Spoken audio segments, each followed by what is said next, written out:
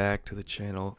The Heat tied the series back at 1-1, and I wanted to look back at the fourth quarter, specifically their offense. They outscored the Nuggets, I think it was 36-25, and they just did a lot of what they've been doing throughout the whole playoffs. It's one of the reasons why I thought this series would go, 6 games. I originally picked Denver in 6, but just because they have so many guys that can score, that can pass, that can make plays for others, and how Spoelstra sets them up, so well. So let's look at Robinson going for 10 points in the fourth quarter. Obviously helped that, but you can get that from any given guy. You saw Caleb Martin do it in Game 7 versus Celtics. If you look at this first play, it's just a simple. They just start with a pick and roll, basically. Vincent doesn't even use the screen. He drives to the paint, but look how many guys are helping. Martin's in the corner. Lowry's at the wing, ready to kick it. But Denver does a pretty good job of rotating out. Even Murray's there at Robinson, but Robinson just, even though he actually positions himself well, a couple feet behind the 3-point line, so that he can fake and then step into like a regular, distance shot. So he just lets Murray fly by and hits the 3-point jumper.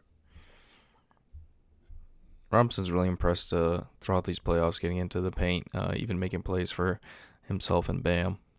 You see once again another pick and roll with Vincent and Bam.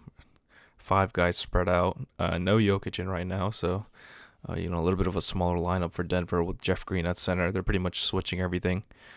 You saw with Brown and Jeff Green switch that. They could throw it to Bam. I think Lowry actually throws it to Robinson, probably to throw it to Bam, but Robinson just blows right by Murray and gets to the paint. I think he got the and one as well.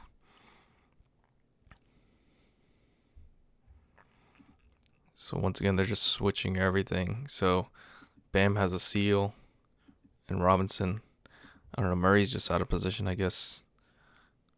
Goes to his left hand. I guess that throws Murray off. Drives baseline and gets the and one.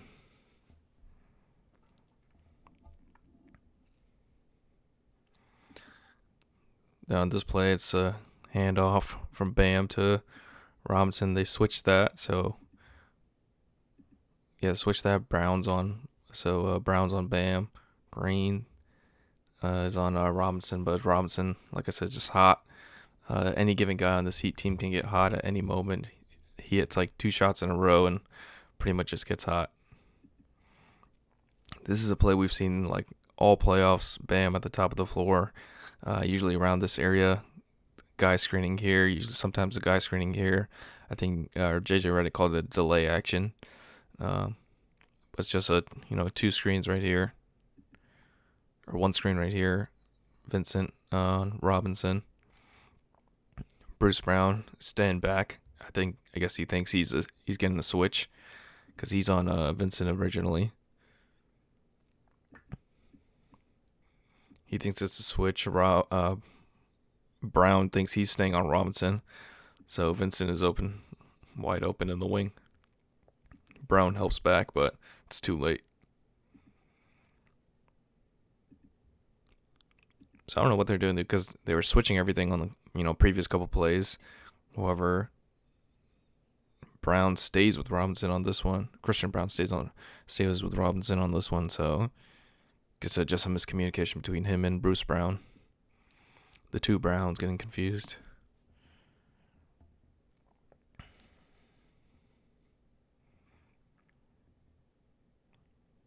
But yeah, we've seen that play like so many times with Bam at the top. I think they run the same exact play again.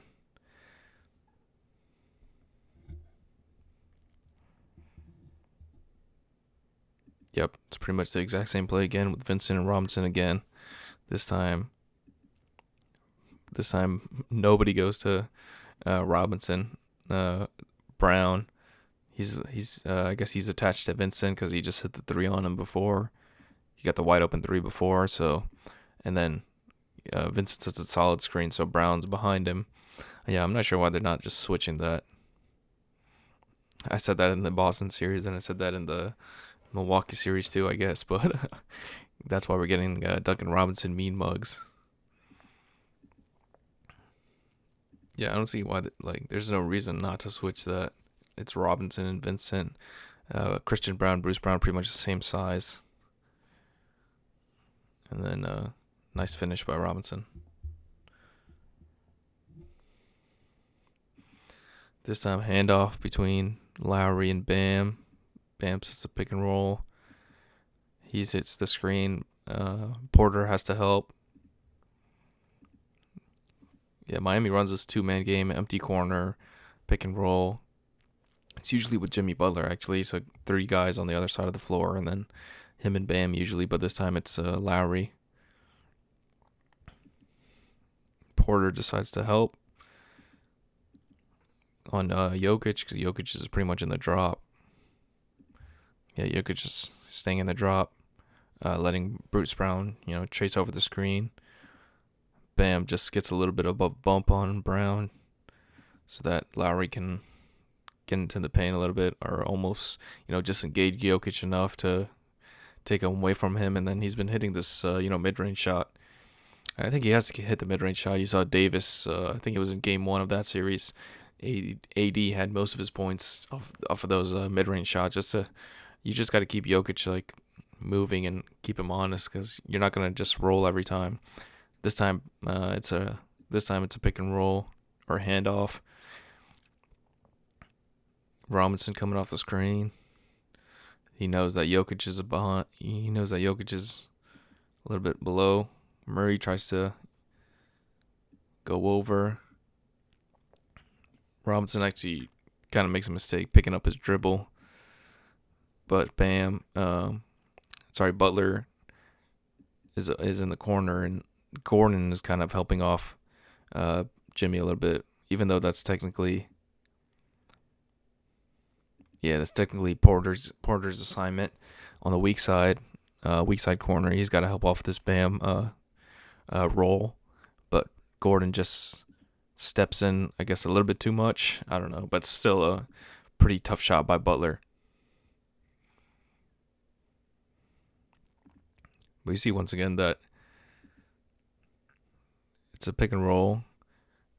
This is Porter's assignment as on the weak side corner on the help. So I guess Gordon, I don't know, he just doing his normal stunt, but this time it's Jimmy Butler in the strong side corner, so you got to stay attached to him.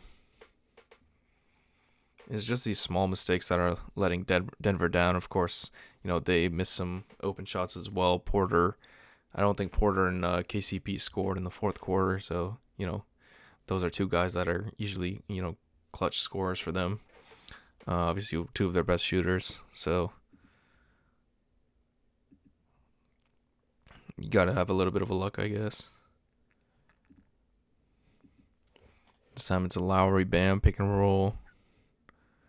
This time Gordon's helping. But this time, look who's in the weak side corner. It's Jimmy Butler. So Bam gets the roll. Yeah, Bam gets the roll. Jokic is in the drop.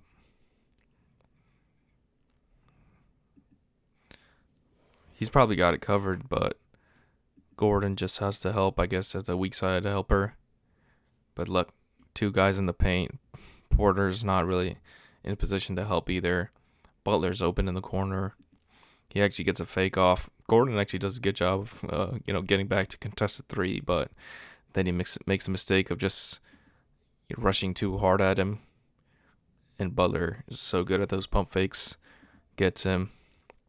Then he gets a little floater, and then Gordon clips him in the legs, and then he gets the and one. So he's doubling down on his mistakes. Pretty interesting by Miami though. Lowry and Bam can run the pick and roll. You can put Jimmy in the corner. You can put Caleb Martin on this corner, who's been hitting his open threes as well. So it's pretty. That's what I thought. Miami would be able to score on Denver. It would be more about how much Miami could stop Denver, but Miami did a good job, I guess, of stopping Denver as well in the fourth quarter, only limiting them to 25 points.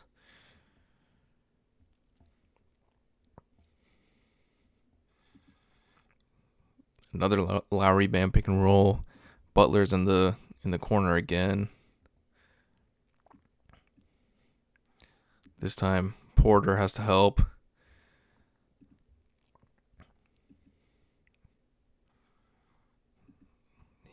Bam created a lot of space with that screen. Lowry engages Jokic.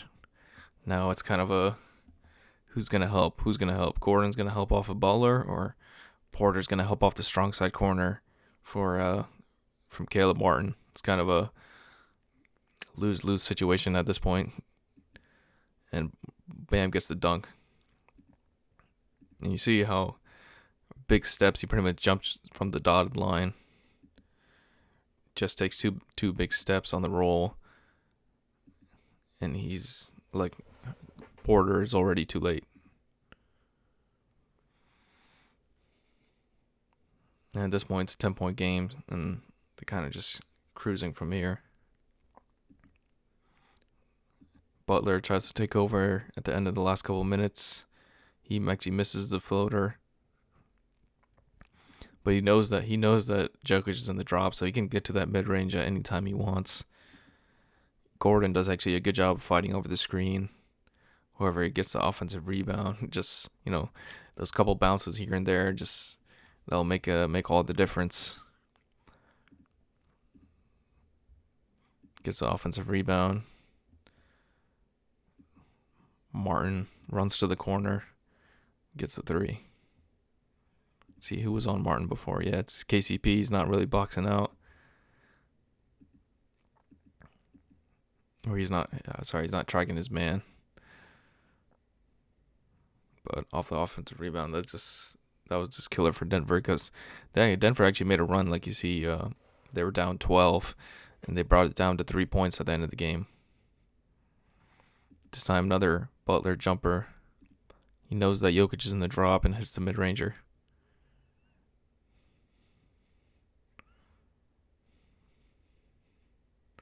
And Miami hits a couple free throws. And I'm not sure why Denver didn't call a timeout in the last possession, because it was about 12 seconds left, and then I think Murray didn't even get to the 3-point line across half court till about 6 or 7 seconds left, and I would just call a timeout there for Mike Malone as soon as he brought it up to the court, because there wasn't really anything happening, because Miami knows they're going to shoot a three, so you might as well get a good look where somebody can run off some screens. You can get a KCP or even Michael Porter Jr. off some screens. Just distract them with Heat defense, because they obviously know that you're going to shoot a three when you're down three with like 5 seconds left. So Murray gets a shot off at the buzzer, doesn't get it to go. Denver actually made a good run at the end of the game. So even though Miami played pretty much perfectly in the fourth quarter, Denver still had a chance to win. But it's definitely a chess match of a series, and I'm looking forward to see how the rest of the thing plays out. Thank you guys for tuning in. Make sure you guys like the video, subscribe, and I'll see you guys next time.